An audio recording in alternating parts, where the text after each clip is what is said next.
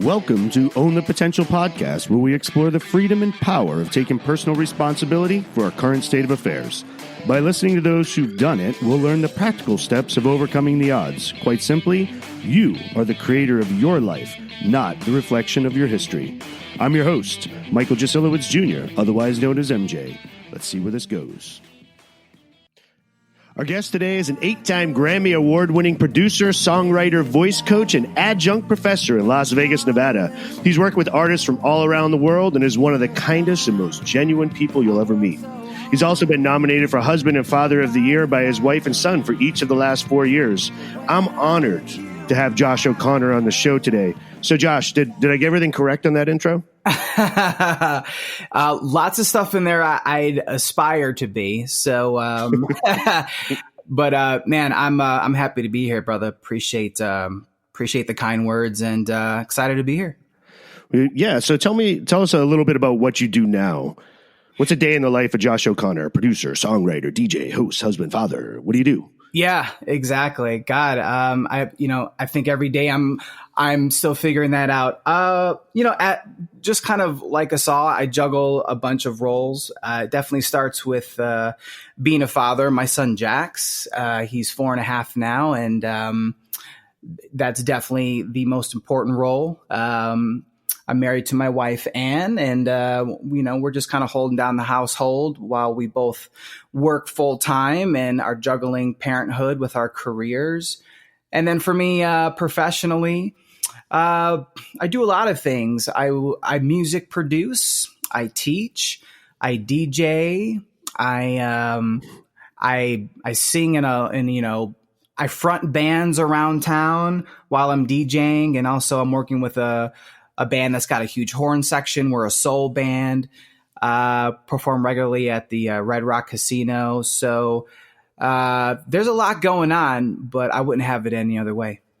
Yeah, that seems like a lot. How do you juggle all that? That's a lot of different angles to be working.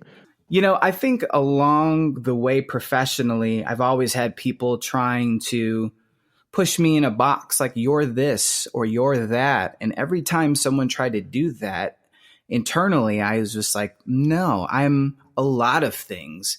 And so I am a vocalist. I am a songwriter. I am a recording engineer. I am a mix engineer.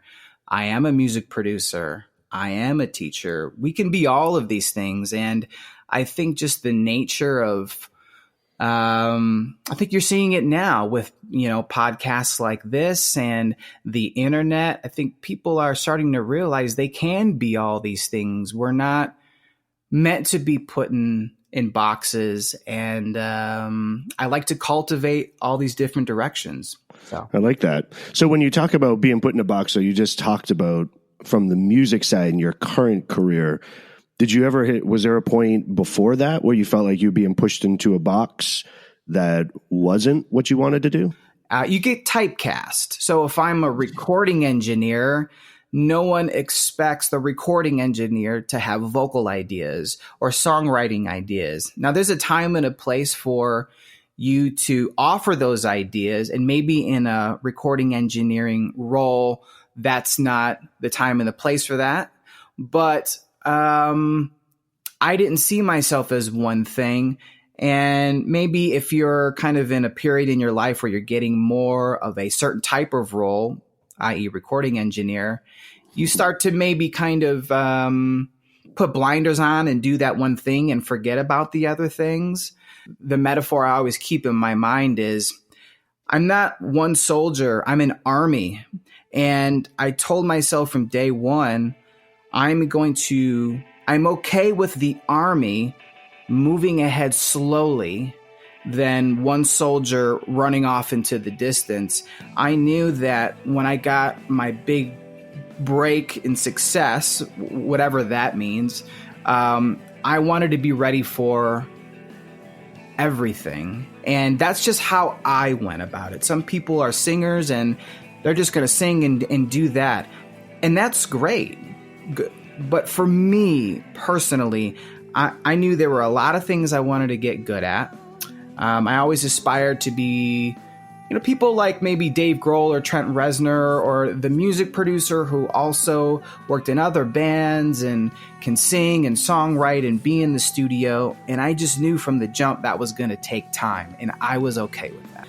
And since that time, I've continuously tried to push this army forward, and I'm definitely nowhere where I want to be, but I'm feeling very good about where I'm at.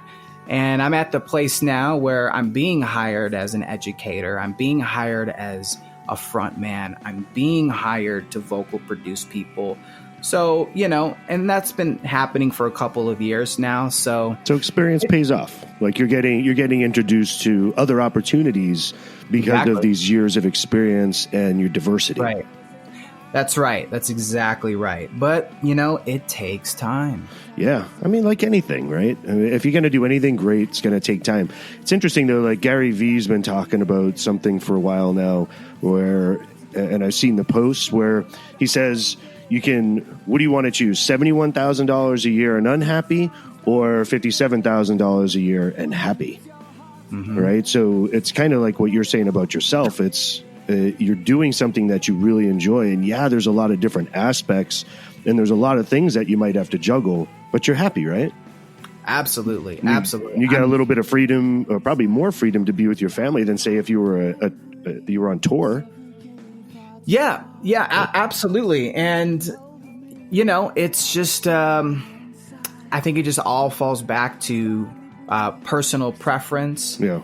And feeling satisfied. And in my current state, I'm really proud of where I'm at, and I'm satisfied, but I'm ready for more, So what actually got you started in music? Did you get a guitar when you were like 5? Or I'll tell you, for me, I like fiddling on instruments, and I've been playing guitar for a long time. But there's when I was 5, my mom loved this, by the way. My grandmother bought me a drum set.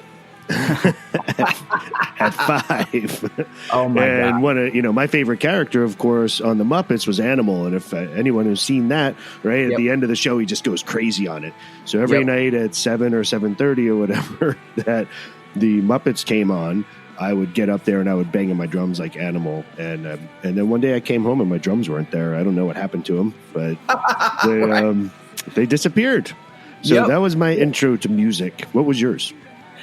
Well, it's kind of the classic story. Both my mom and dad were either music lovers or involved with music. Starting with my mom, she's got an amazing voice. She would sing in church choirs. So, of course, great training ground. And going from that to my dad, always liked to noodle on the guitar. Oh yeah? And he loved music and playing records, and always had an amazing stereo. There was always music playing, and it always sounded really good, and that impacted me. It just did something to me, and and that's really where it started. I think one of my earliest memories from that is, because I was born in Berlin. My dad was stationed over there. Right. And so he brought back, records he had collected over in Berlin. And one of those was Kraftwerk. So I distinctly remember being, I don't know, maybe like 3 or 4. And he would blast Computer World by Kraftwerk, which is, one of their classic albums. And there was just like deep vocoded voice that just I was terrified of it, because it was like this vocoded like computer voice blasting on speakers, but it had this electronic beat behind it. So I was terrified of it, but at the same time, I was just intrigued. Exactly. So that was that's one of your first memories of music, then. Of course. And then my mom would put on her Journey, so my mom had a beautiful voice, and so she liked Journey and Luther Vandross and records like that. So it was quite the mix of the two. Yeah, it sounds like it. Exactly. Yeah, that was the same thing. My dad was a classic rock guy, sometimes 50s, but growing up in the 70s and 80s, he was a classic rock guy, and my mom was like top 40 and pop. Sure. And they were young parents, so but they were very different in their music tastes. Yeah, exactly. Same here. Here. Young parents, different music tastes. Yeah, and I think it plays a big role. I mean, after the drums, it's funny. You just sparked a memory for myself. We got this huge like console radio with an 8-track player. Okay. And it also had the turntable in it and a receiver, but it was a huge console, right? Just looked like a cabinet, and you'd flip open the top. Sure. You remember those things?